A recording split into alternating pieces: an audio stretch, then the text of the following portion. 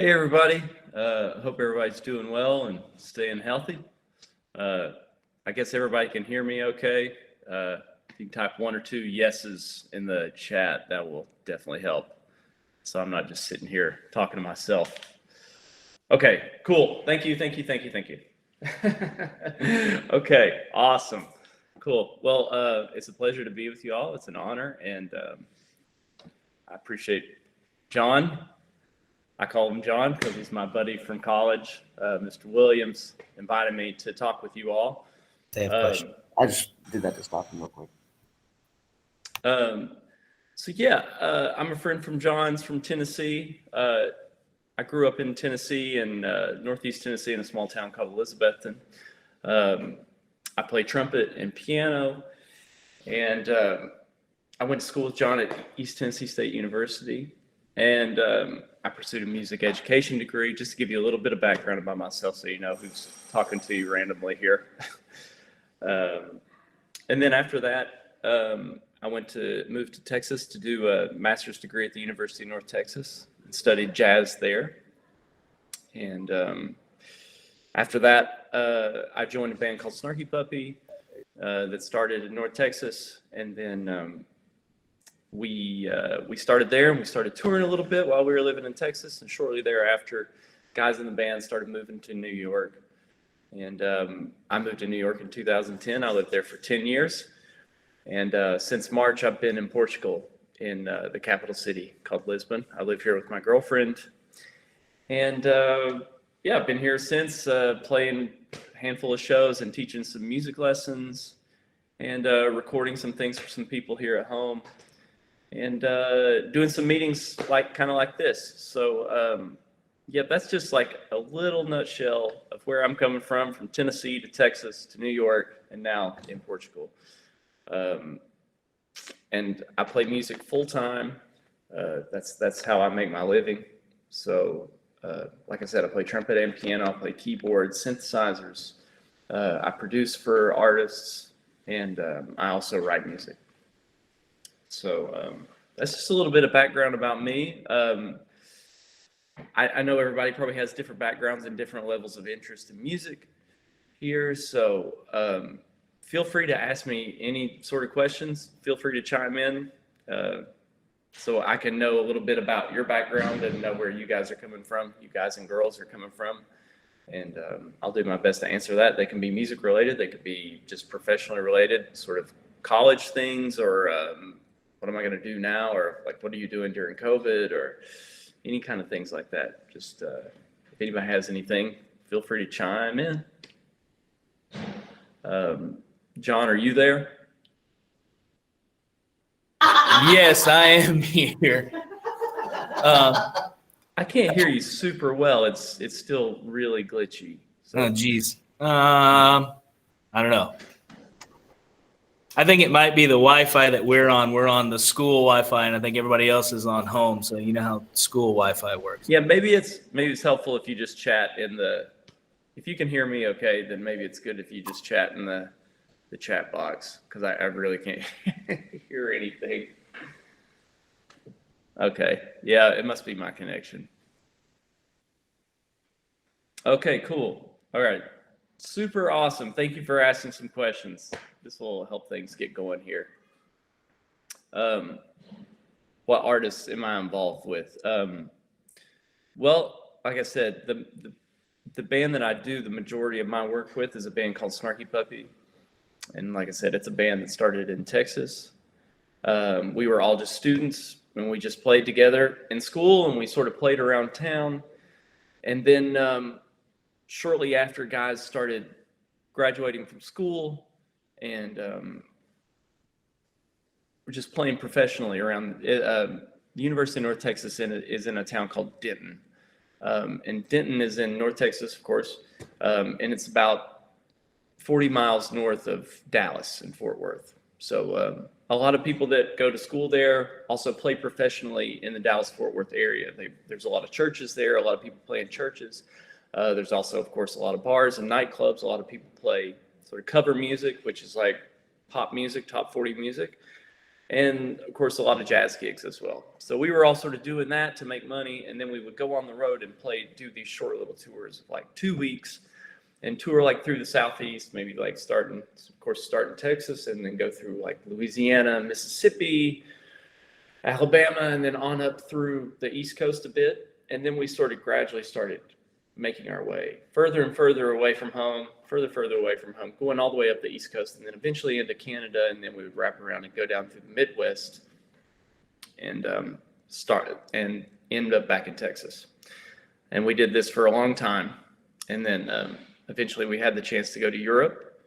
And it's interesting because, I mean, a lot of people, I think it's interesting, if there's anybody that is considering doing music, or even like considering doing your own thing or starting your own business, I think it's important to know that like when people see you in a certain way, like maybe you've heard of Snarky Puppy, maybe you haven't.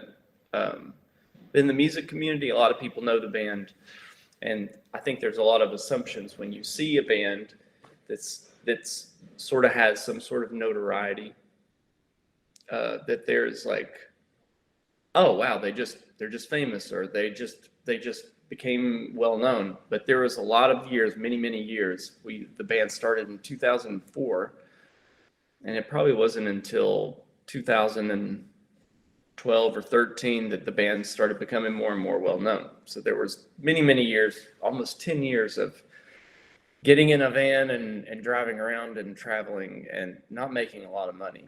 But going back to what I was saying about playing in Dallas, most of us would make money playing music or doing other jobs. Some guys worked in pizza restaurants, some guys waited tables, and you would make money in order to afford to go out on tour.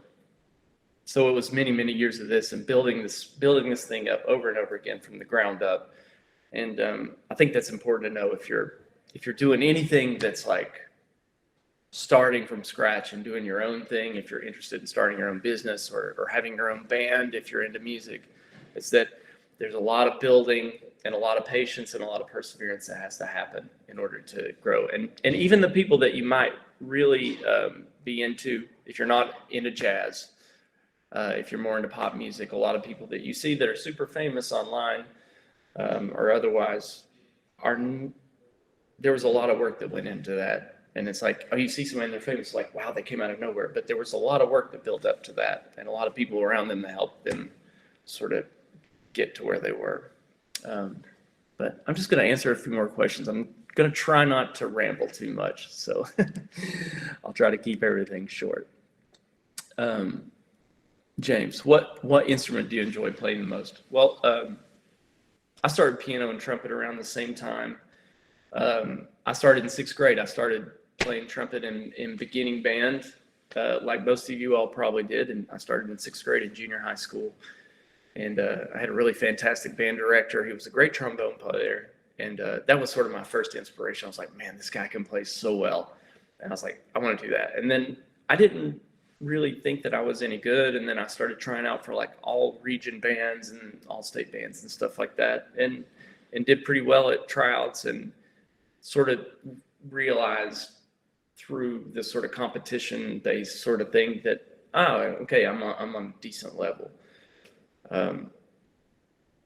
But other than that, I just like to play and I like to practice. And I know practicing sucks sometimes, and it's sort of a drag. And I also play piano too. I started piano around the same time, and I took lessons for like a year or two. And I always enjoyed playing piano, but I didn't really enjoy practicing classical piano. I enjoyed like learning things off CDs. I'd recently gotten to my dad's music collection, and he listened to a lot of Led Zeppelin, like classical rock from the 70s and 60s, Jethro Tull, Pink Floyd, Led Zeppelin. So I really more enjoyed like sitting at a piano and playing music that I liked at that time, rather than like opening a book, like a method book, and being like, okay, I got to practice all my things. There's nothing wrong with that, and it's super important. And I realized that later in life. But I would also make a point that if you're not super into like certain kinds of music, or maybe like you're in band because like your parents want you to do like an extracurricular activity, I totally get that. And band was a super positive experience for me. I had really great directors, and all my friends were in band. So like the social aspect of that was super important. But oh, sorry, John, I sort of hear you chiming in, but I can't. Like I said, I can't understand what you're saying. I'm really sorry. Hey, can you hear me now? Is that better? Sorry, can you just type in the chat what you're trying to say? I know everybody can hear you, but for some reason I can't hear it.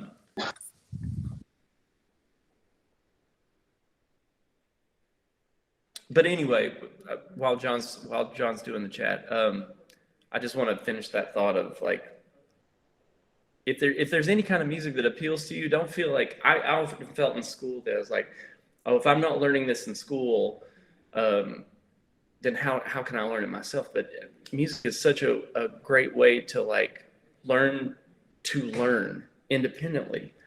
And all it takes is just like sort of listening to music, some song that you really know. And if you have a little bit of proficiency on instrument, like just learning a little bit of piano, then you can sit down at the piano and just sort of try to pick things out. And that's basically how I taught myself piano to a certain degree. And it was a good way to teach myself about music theory and scales and chords.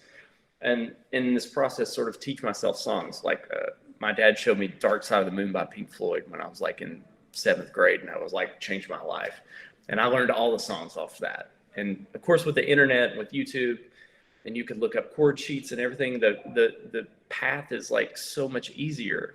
And there's so many tools at your disposal that it's like, man, if you want to learn something, it's all right there. So definitely want to encourage you to use music as like a way to teach yourself to learn, like learn independently, learn outside of school, and learn the things that you're interested in. Let's see. Just going to look up some more questions here.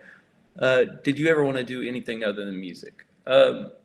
Well, like I said, when I was in high school, I started doing like all-state band, and that's sort of when I was like surrounded by a bunch of people that were like very good at playing instruments and very inspired. That's sort of when I decided, I was like, I want to do music for a living somehow. So I always knew that I wanted to do music, well, at least from the age of like 15. But I think this is also another important thing that applies if you're a musician, if you want to do music, or if you want to do anything else. For instance, I'm from a really small town in Tennessee. So when I told my mentors, I was like, I really want to do music. How do I do music like for a living? And they're like, okay, well, you go to school and you study music education and you can become a band director. I was like, okay, sweet. I'll become a band director. I want to do music, and that's my opportunity to do music. So I'll go to ETSU and I'll be a music ed major and I'll study and become a band director. And so about 3 years into the program, I'm in my music education degree. I do all my theory courses, ear training, and music history, all these things. And I remember, I'll never forget, we had this class. I may have had this with John, or we may have had it at different times, but we had this teacher. I cannot remember his name, but he was a retired band director, retired high school band director of like 30 years, probably more. And he came to ETSU to be an adjunct professor. And this guy, he was a great band director, always had a really nice band. And but he was very matter of fact about his profession, and he was very honest to us. And he's like, look, this is a career path that's not for everybody. And you have to know that a lot of what you do in this career involves these things that are not just getting in front of a band and making music with your students. There's a lot other things that go into it. And his way of being upfront was super important to me, because it made me realize, okay, I want to do music. But at that point, once I had 3 years in college, I was aware of many more opportunities that were available in the world of music. So I decided that I wanted to sort of cut from the path that I had originally decided in high school, when I knew less about the world of music and the careers that I could pursue. And that's when I decided to go get a master's degree in North Texas and study jazz, which was not super practical, not a practical degree at all. But it it was still a point where it was like, okay, I'm going to divert from the path that I originally decided. And I think this is important in whether you're in music, you're in anything, is like, there's never a point at which you have to say, okay, I made this decision and I have to do this. You can always change the trajectory of your path. So, for instance, for me, I was like, okay, become a band director. I decided that wasn't for me anymore. So then I decided to pursue a degree in performance, and I moved to Texas. And then that's where I met all these guys in Snarky Puppy.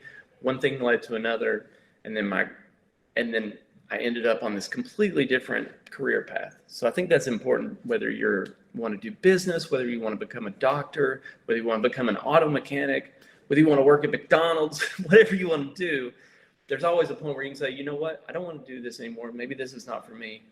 Now it's time to figure out something else, to stay inspired and stay learning. And I'm 37 years old, and I still feel like I'm a student. I still feel like I'm learning things in music and in life and everything else. And I think that's an important thing to try to keep within yourself, is that desire to learn. I'm here, the school Wi-Fi stinks. What struggles do you face in the music industry the most? Well, right now, the most obvious one, obviously, is the restrictions on travel and not being able to tour. Like everyone else, we're sort of adapting to a new reality with all of this. People having to alter the way they work. For instance, in my field, like last year, I was on tour for 8 months of the year. I was at home for 4 months, maybe less, and I was on the road traveling for 8 months, all over the world. This year, I've probably played 10 shows, whereas last year I probably played 200 shows. So it's been a big adjustment to get used to. So that's the most obvious challenge right now, facing that. If you're interested in more the nitty gritty of the music industry challenges, one is being paid for music that you record. And this is something to think about for everybody. When you listen to somebody on Spotify, your favorite artist, unless they're Beyonce or Rihanna or Billie Eilish or Drake, Kendrick Lamar, somebody that's known by everybody, then chances are, if it's a lesser known artist, they're getting paid very little each time you listen to their music. And you might say, well, I'm paying for a subscription to Spotify, or I'm paying a subscription to YouTube Music or Deezer or Tidal, whatever. Very little of that money goes to the artist. The ways that you can support an artist directly is through buying their music from their website or buying their music on iTunes, so that most of the money goes directly to them, and it doesn't go to like a big pot that supports shareholders and the big artists. So that's a huge obstacle in the music industry. But they would say, well, artists are getting paid through streaming. Maybe there are, maybe they aren't, but at least you have live touring to support yourself. But now 2020 happened, and now there's no live touring. So a lot of artists that I know are struggling with that. It's a tough scenario for everybody right now. But the good side of it is I'm at home. I'm getting to practice everything I want to practice. I have my trumpet set up. I have my piano here, and I can record from home. And I can practice everything I want to practice and get better at things that on the road I might not have time to do. So there's a silver lining in everything. Just going down the list here. Sorry, I just see icons, so I hope I'm not boring you guys to tears. Let's see. What inspired me to get into music? Megan asks. Like I said, I had a great band director, a junior high band director that was a fantastic musician. His name was Rick Simmerly. And for me, that was my first inspiration. I was like, to see somebody in person be like so good at an instrument and not hear it on a recording. You know, there's one thing to hear somebody on a recording, but to go hear somebody in person and be able to play an instrument with such ability was really what made me want to be good at the instrument. So I would encourage you. Of course, it's hard now because there aren't a lot of things happening, like a lot of live music happening. But if you can, and if you're interested in getting better at your instrument, the big elements of getting better at your instrument, besides practicing your instrument, which I'm sure your band directors, orchestra directors, choir directors tell you, you need to practice, and of course that's important.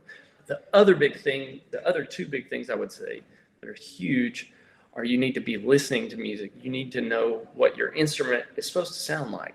So if you're a trumpet player and you don't listen to any great trumpet players, you can practice all you want and you will get better mechanically at your instrument. You'll learn to play, know what to do to press all the valves and all that. But if you don't have a model for your sound, then you'll never know what the instrument's really supposed to sound like. And that goes for, of course, flute, clarinet, drum set, double bass, whatever. You need to have a model for your sound. So you need to be listening to the kind of music that you want to sound like. Or if you're a DJ, if you're a producer, if you're into electronic music, you need to be listening to music that you want to sound like and learn to emulate that. And then from that, you sort of find your own voice. So that's important. And for me, it was a brass player originally. And then from there, I sort of asked him, I was like, what should I be checking out? And he recommended a bunch of recordings. He told me about Wynton Marsalis. He told me about Freddie Hubbard. He told me about Miles Davis, Woody Shaw. The list goes on. And so you're always discovering new music. And like I said, was saying before, it's important that lifetime of discovery of things and knowledge. Sorry, it's a little crazy in my house right now. My girlfriend's going to be on TV later, and she's having her makeup done, and all this crazy stuff is happening right now. Okay, it's a little crazy. What's been your biggest performance? Well, we've been lucky to have a lot of great shows, and I will say that some of my favorite shows that I've ever played have been in rooms not too much bigger than the one I'm in. It'd be like tight, and it's like hot. It's really hot, and like be like in New Orleans somewhere in some small club. Sometimes those are my favorite shows. But as far as the biggest show, if anybody that's familiar with the band I play in, Snarky Puppy, we've won 3 Grammy Awards, and we were nominated for a 4th for this coming Grammy ceremony. And it was a live performance that we did at the Royal Albert Hall in London, and it was last year. I can't remember what month, because like I said, we toured for like 7 or 8 months last year. But I think it was in the fall. It was just about a year ago we played, and that was a big show. It was Royal Albert Hall. It's one of the most famous venues in London, certainly in London and the world. So we were playing to 5,000 people. It was completely full, and it was really amazing. I can't really say enough about it. It was really amazing, and we got nominated for a Grammy for that album that we recorded there. We've also played at Carnegie Hall. That was super memorable. That was a really great experience, and we played the Hollywood Bowl in Los Angeles 2 times. So we've been fortunate to play a lot of really great gigs.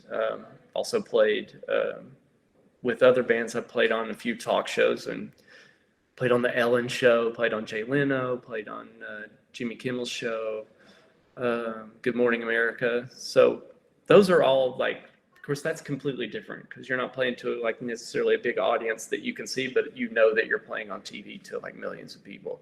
So sometimes that can be a little bit, obviously, nerve-wracking. But yeah, those are some sort of highlights of shows I've played. Go down the list here.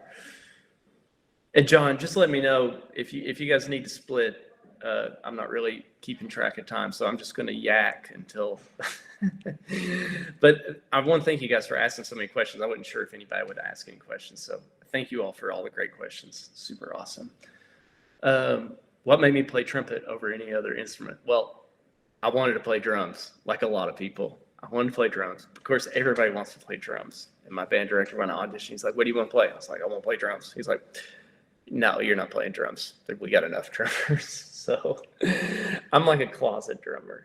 I I really love playing drums. I love drum set, and I even took like a year of lessons in college from another one of my mentors in college. He was the drum instructor. His name's Randy Sanderbeck, fantastic drummer, musician. Learned a lot from him. And he taught me drum lessons for a year. So I was always friends with drummers, but I chose trumpet. I actually chose trumpet because one of my good friends, he lived up the street from me, my neighbor, he was a year older than me, so he'd started band a year earlier than me. He was in 6th grade, I was in 5th grade, and he played trumpet. So he had this trumpet sitting around, and I'd go to his house when we were hanging out, and he'd be like, yo, can I play that? How do you play that? So he taught me to play tequila on the trumpet. He's like, you only got to press down one valve. And he's like, I got my trumpet here. I was like, okay, I can do that. I could do that. So then when I got to my tryout, I was like, okay, I can do trumpet. Give me the mouthpiece. I'll buzz it. So I chose trumpet, and basically and he stayed in band for like 3 years. He ended up playing football, didn't stick with it, but that was why I played trumpet.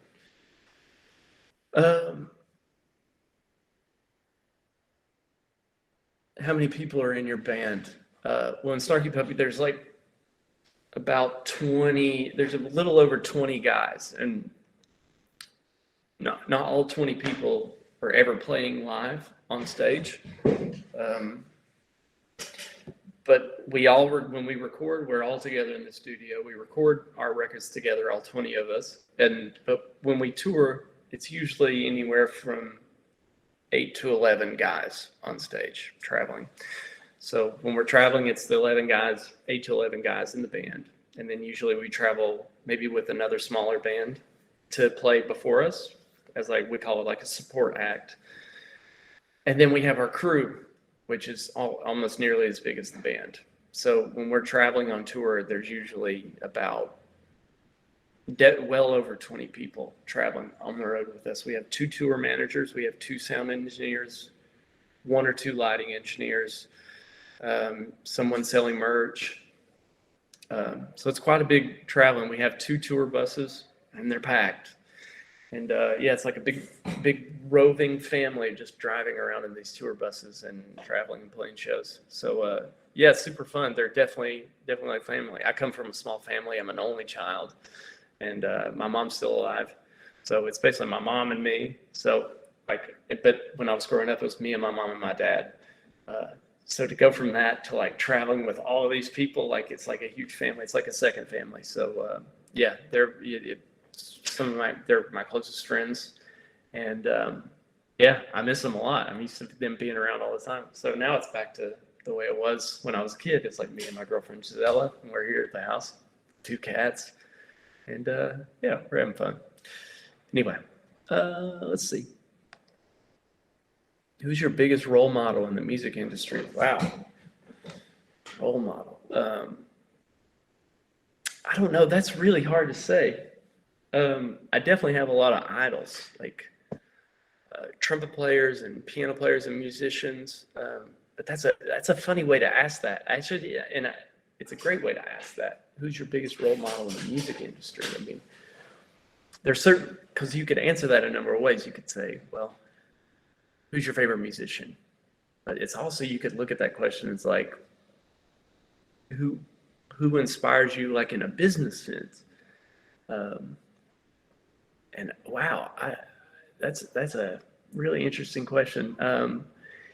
You know, I'm inspired by my friends and people who I don't know, how I've seen different people adapt to this new environment we're in the way that people, like I said, you know, anybody that toured as a musician, that's gone. That industry doesn't exist right now until something happens. There's a vaccine or whatever. So to see the way people have adapted to this in different ways and in creative ways, that's inspiring to me.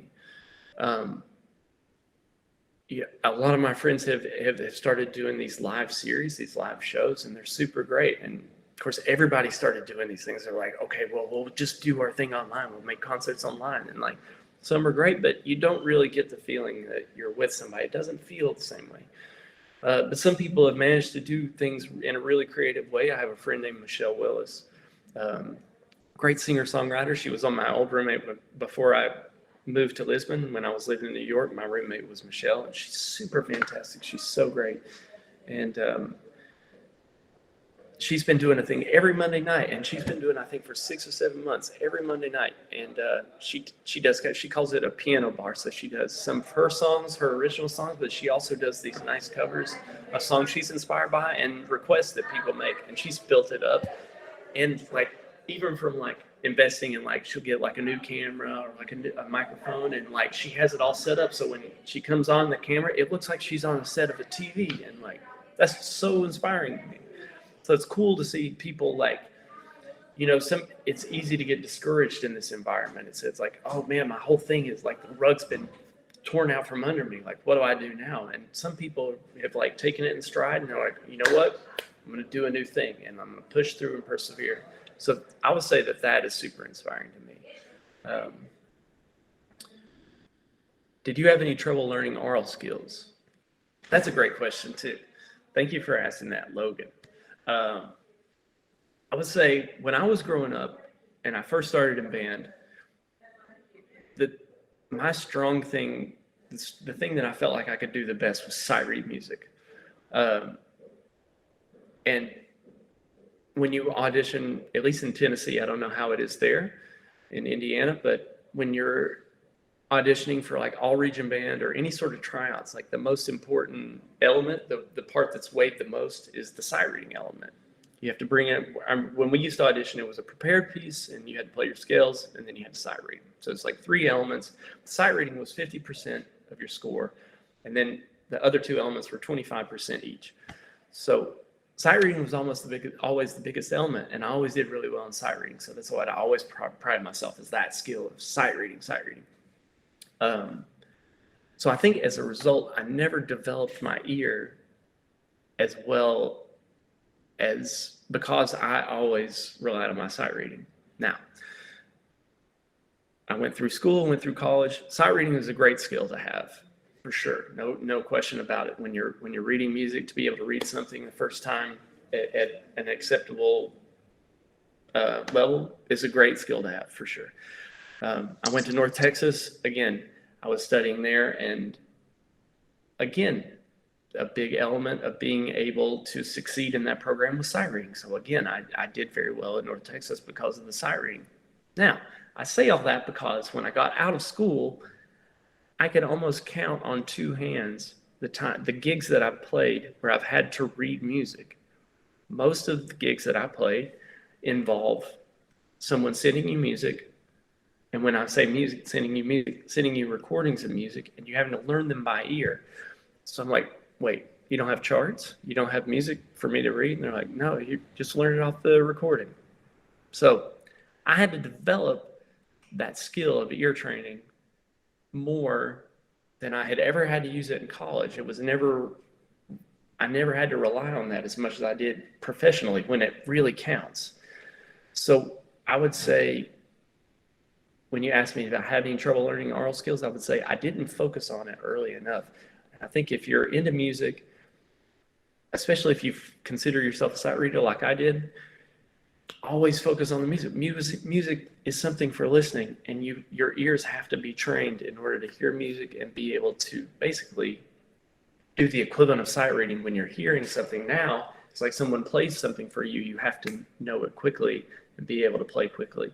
And I would say if you are having trouble with your ear training, it's something that's very hard at first, and your ears have to learn and adjust. It's like if you start lifting weights for the first time, or you start running for the first time, you're training something, you're training a muscle in your body. In the beginning, it's going to be hard, but the more that you do it, the better you get at it, and the more that you're able to draw connections between certain types of music, certain songs. You're like, oh, I've heard that chord progression before, or I've heard that interval before, I've heard that melody before, I've heard that instrument before. It's really, but it's hard at first, but it's something that you learn to do, and you get better the more you do it, but you have to practice it like everything else. Hey, Justin, this has been great and awesome. I don't know if you can hear me or not, but we are running up to out of time. So I see that. You off. Okay. So thank you again for jumping on here. This has been awesome for our students to be able to, get some of the tips and tricks from someone who's a professional currently in the industry, and we just really appreciate you giving us your time today. Yeah, my pleasure. your- Thanks for having me.